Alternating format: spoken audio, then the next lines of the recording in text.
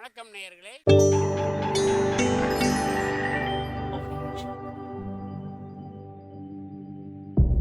மகிழ்ச்சிக்கோர் தென்கட்சி என்ற அலைவரிசையில்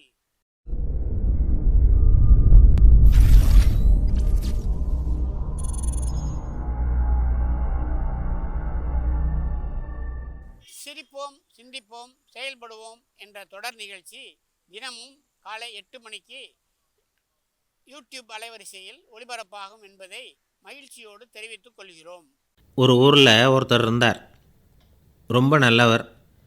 யாருக்காவது ஏதாவது கொடுத்துக்கிட்டே இருப்பார். கொடையாளி. தினமும் யாராவது ஒருத்தருக்கு ஏதாவது கொடுக்கலன்னா அவருக்கு தூக்கம் வராது. அப்படி ஒரு பழக்கம். அது மட்டும் இல்லை, அவர் கொடுக்கறது அடுத்தவங்களுக்கு தெரியாது.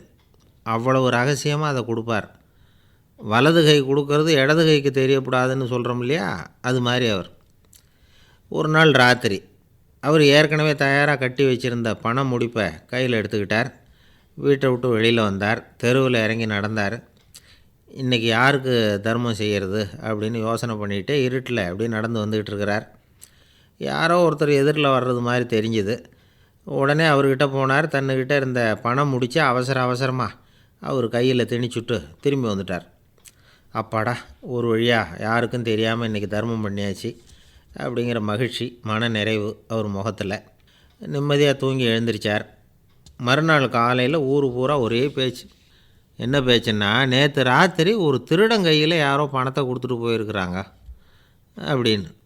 இதை எல்லோரும் பேசிகிட்டு இருக்கிறாங்க. இதை கேள்விப்பட்டதும் அந்த பெரியவருக்கு ரொம்ப வருத்தமாக போட்டுது. அடடா, போய் ஒரு திருடனுக்காக உதவி செஞ்சுருக்கிறோம், பிரயோஜனம் இல்லாமல் போட்டுதே அப்படின்னு நினச்சானா. சரி, இன்றைக்கும் யாருக்காவது உதவி செய்யும் அப்படின்னு சொல்லி முடிவு பண்ணியிருக்கிறார் இந்த ஆள். மறுநாள் ராத்திரி வந்தது. இவர் வழக்கம் போல் தெருவில் இறங்கி நடந்திருக்கிறார். கையில் பணம் முடிச்சோடு தான் நடந்து வந்திருக்கார். எதிரில் யாரோ ஒரு பெண் உருவம் மங்கலாக தெரிஞ்சிருக்கு. இவர் உடனே அந்த பொண்ணுக்கிட்ட பணத்தை கொடுத்துட்டு திருப்தியாக திரும்பி வந்துட்டார். மறுநாள் காலையில் ஊர் பூரா என்ன பேசிக்கிட்டாங்க தெரியுமா? நேற்று ராத்திரி யாரோ ஒருத்தர் நெறி தவறி நடக்கிற ஒரு பொண்ணுக்கிட்ட பணத்தை கொடுத்துட்டு போயிருக்கிறாங்க அப்படின்னு பேசிக்கிட்டாங்களாம். அடடா, இன்றைக்கும் தவறுதலாக நடந்து போச்சே அப்படின்னு வருத்தப்பட்டிருக்கார் இவர்.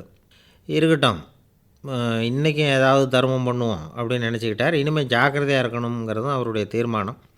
அது மாதிரி 3ஆம் நாள் ராத்திரியும் புறப்பட்டார். இப்பவும் எதிரில் ஒருத்தர் வந்தார். இவர் பணத்தை கொடுத்தார், வந்தார்.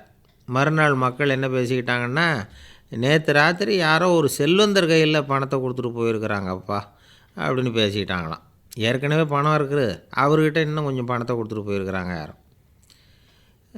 அவருக்கு ரொம்ப வருத்தமாக போட்டுது. இது என்ன, இது தினம் இப்படி ஆகிடுதே அப்படின்னு நினச்சிக்கிட்டே படுத்து தூங்கினார்.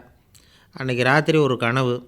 அந்த கனவில் இறைவன் வந்து சொன்னாராம், இந்த பாருப்பா, நீ கொடுத்த தர்மம் வீணாக போயிடல. உங்ககிட்ட பணம் வாங்கின அந்த திருடன் திருந்திட்டான், அந்த பொண்ணும் திருந்திட்டா, அந்த செல்வந்தனும் இப்போ கொடையாளி ஆகிட்டான். இப்போ யார் வந்து என்ன கேட்டாலும் கொடுத்துக்கிட்டு இருக்கிறான் அப்படின்னு சொன்னாராம். இந்த கதையை சொன்னவர் யாருன்னா நபிகள் நாயகம். இதில் உள்ள கருத்து என்னென்னா, நல்ல மனசோட தர்மம் பண்ணுனா அது வீணாக போயிடுறதில்ல அப்படிங்கிறது தான். இன்னொரு கருத்து, தர்மம் வந்து தன்னை மட்டுமல்ல அடுத்தவங்களையும் தீமையிலிருந்து காப்பாற்றும். இதுதான் நாம் புரிஞ்சிக்க வேண்டிய ஒரு உண்மை. இந்த காலத்தில் இது மாதிரி சில சம்பவங்கள் நடக்கிறது உண்டு. ஒரு பெரியவர் இருட்டில் நடந்து வந்துக்கிட்டு இருந்தார். எதிரில் வந்த ஒருத்தன் வலுக்கட்டாயமாக இவர் கையை பிடிச்சி ஒரு பண முடிப்பை கொடுத்து வச்சுக்க சொல்லிவிட்டு அவன் பாட்டு விலகி போயிட்டான். பெரியவருக்கு ஆச்சரியம். இந்த காலத்துலேயும் இப்படி வலது கை கொடுக்கறது இடது கைக்கு தெரியக்கூடாதுன்னு நினைக்கிற கொடையாளிகள் உண்டு போல இருக்கே அப்படின்னு யோசனை பண்ணிகிட்டே நடந்தாராம். கொஞ்சம் தூரம் போயிருப்பார். அதுக்குள்ளே அதே ஆள் திரும்பி வந்தான்.